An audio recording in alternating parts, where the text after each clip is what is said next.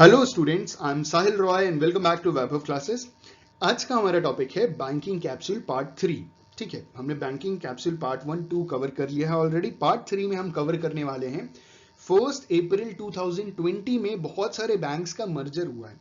तो आज का ये जो वीडियो लेक्चर है ना, ये उन्हीं बैंक्स के ऊपर है, क्योंकि ये एक हिसाब से करंट अफेयर है और आने वाले टाइम में इसके ऊपर भी बहुत सारे क्वेश्चंस पूछे जा सकते हैं कि कौन सा बैंक किस बैंक के साथ मर्ज हुआ और कौन सा बैंक फॉर्म हुआ। ठीक है, शुरुआत करते हैं बैंकिंग कैप्सूल पार्ट 3। लास्ट तक जरूर देखिएगा, क्योंकि लास्ट तक आपको कुछ ना कुछ इंफॉर्मेशन एग्जाम के प्रोस्पेक्टिव से जरूर मिलेगा। हमारा पहला पॉइंट है, those banks whose names are included in the second schedule of Reserve Bank Act 1934 are called commercial banks. देखिए, जिन बैंक्स का नाम रिजर्व बैंक एक्ट 1934 के सेकेंड शेड्यूल में दिया गया है वो सारे के सारे कॉमर्शियल बैंक्स हैं। और कॉमर्शियल बैंक्स का मतलब ये होता है, देखिए कॉमर्शियल वर्ड का मतलब होता है प्रॉफिट मेकिंग ऑर्गेनाइजेशन। ठीक है, कॉमर्शियल वर्ड का मतलब होता है प्रॉफिट मेकिंग ऑर्गेनाइजेशन, और कॉमर्शियल बैंक्स वो बैंक्स होते हैं जो प्रॉफिट मेकिंग ऑर्गेनाइजेशन है, जो प्रॉफिट अर्न करने वाले बैंक्स हैं। और अगर कॉमर्शियल बैंक प्रॉफिट अर्न कर रहा है तो टैक्सेस भी भरेगा। आप समझ रहे हैं? तो कमर्शियल बैंक्स वो बैंक्स जिनका नाम रिजर्व बैंक एक्ट 1934 के सेकंड शेड्यूल में, वो सारे बैंक्स कमर्शियल बैंक्स है। और बैंक्स अपना प्रॉफिट या जो भी इनकम का उनका जो मेजर सोर्स है वो कहां से है? वो लोन्स और एडवांसेस से है। जितने भी बैंक हैं वो लोन्स और एडवांस देके ही अपना अर्निंग जनरेट करते हैं। ठीक है, हमारा सेकेंड पॉइंट जो है वो है prime lending rate is replaced by base rate 1 July 2010। Base rate से पहले प्राइम लेंडिंग रेट चला करता था, जिसे रिप्लेस करके बेस रेट कर दिया गया था। और इसकी डेट बहुत इंपॉर्टेंट है। Prime lending rate is replaced by base rate on 1 July 2010। ठीक है, अगला पॉइंट है regional rural banks were established in 1975। Regional rural banks, जिसे आरआरबीज भी बोलते हैं, वो एस्टैब्लिश हुए थे 1975 में and are working in all states of country except Sikkim and Goa. तो आज की डेट की अगर हम बात करें तो मई 2020 चल रहा है और आज भी सिक्किम और गोवा में एक भी रीजनल रूरल बैंक नहीं है। रीजनल रूरल बैंक्स जो आरआरबीज हैं वो एस्टैब्लिश हुए थे 1975 में, पूरे भारत में काम कर रहे हैं, लेकिन सिक्किम और गोवा में एक भी रीजनल रूरल बैंक नहीं है। At present 56 RRBs are working in India as on April 2020। April 2020 के हिसाब से 56 आरआरबीज भारत में काम कर रहे हैं कुल मिला के। ये पहले 67 हुआ करते थे, लेकिन कुछ मर्जर होने की वजह से, कुछ बैंक्स के बंद हो जाने की वजह से इनकी संख्या घट करके 56 हो गई है। हमारा अगला point, the Nations largest lender state bank of India has commenced operations in Qatar by opening a branch in Qatar financial centre Doha. Doha is the capital of Qatar. Qatar एक देश का नाम है और कतर का capital है दोहा। भारत का सबसे बड़ा लेंडर बैंक जो है वो स्टेट बैंक ऑफ इंडिया है। लेंडिंग करना मतलब होता है उधार देना, एडवांसेस देना, लोन देना। तो भारत में सबसे ज्यादा लोन देने वाला या एडवांसेस देने वाला bank state bank of India है। और इन्होंने अपना ऑपरेशन, जो कामकाज है, वो कतर के कैपिटल सिटी दोहा, जिसे कतर फाइनेंशियल सेंटर कंसीडर किया जाता है, वहां पे इन्होंने अपना काम करना शुरू कर दिया है। आगे कहा जा रहा है कि RBI occupies the apex position in the Indian money market.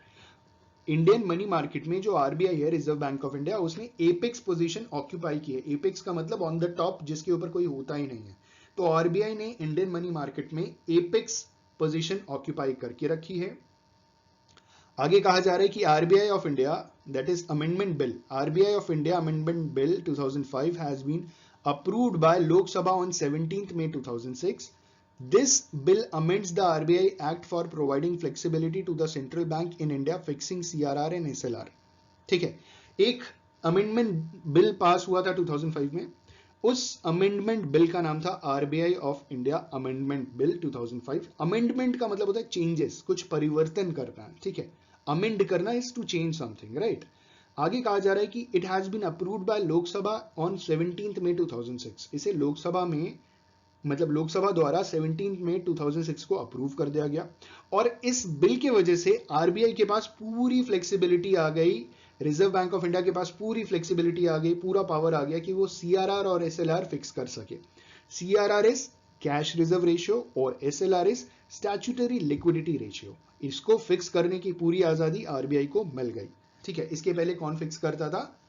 इसके ऊपर वाला गवर्नमेंट ऑफ इंडिया ही है। गवर्नमेंट ऑफ इंडिया फिक्स करते थे सीआरआर और एसएलआर, लेकिन इस बिल के बाद आरबीआई को पूरी अथॉरिटी मिल गई सीआरआर और एसएलआर फिक्स करने की।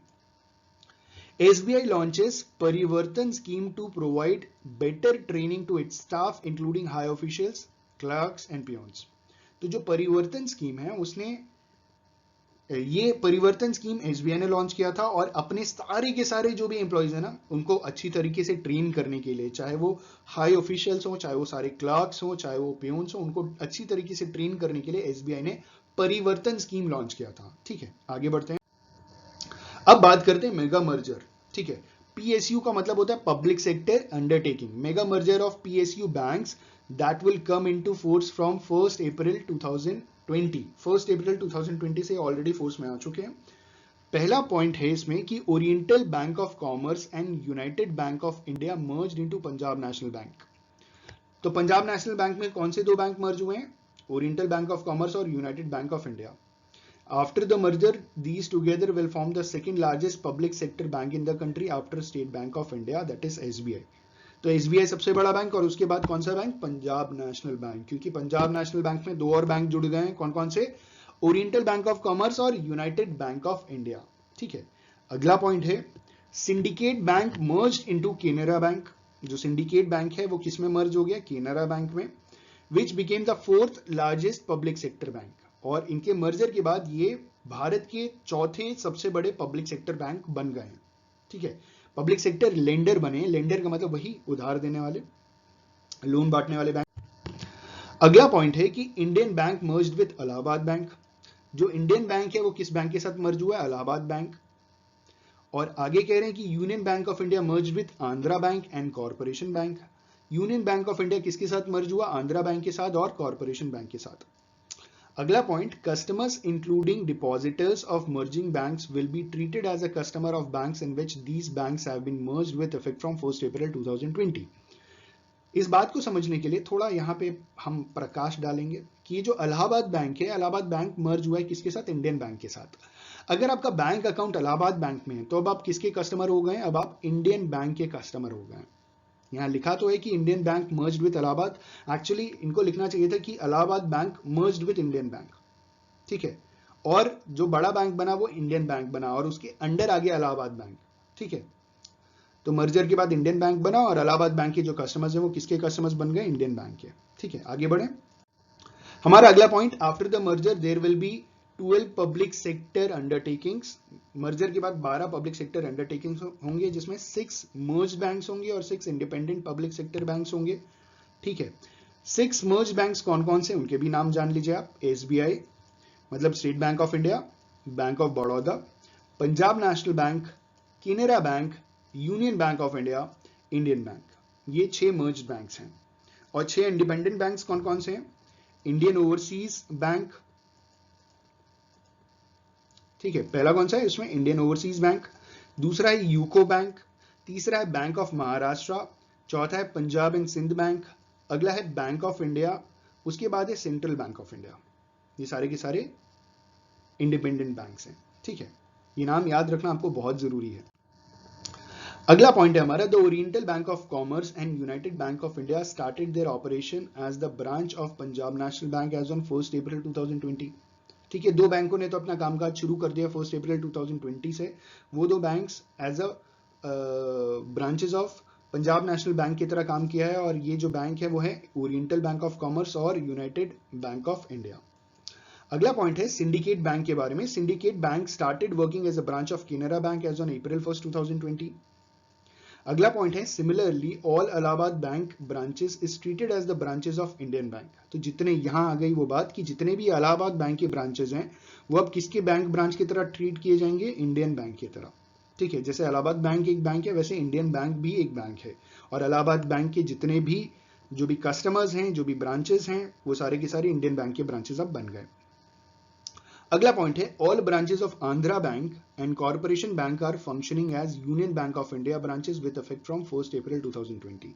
ठीक है, जितने भी ब्रांचेस हैं आंध्रा बैंक के और कॉर्पोरेशन बैंक के वो यूनियन बैंक ऑफ इंडिया के ब्रांचेस की तरह उन्होंने काम करना शुरू कर दिया 1 अप्रैल 2020 से। ठीक है, I just hope and believe कि ये मर्जर वाला जो वीडियो है ये आपके लिए बहुत बेनिफिशियल है, आपको इससे बहुत कुछ सीखने को मिला होगा। अगर वीडियो बेनिफिशियल लगे तो लाइक और कमेंट जरूर कीजिए और अपने सारे दोस्तों के साथ शेयर जरूर कीजिए। ठीक है, thank you so much, all the best for your examination, good luck, good day, tata, bye bye.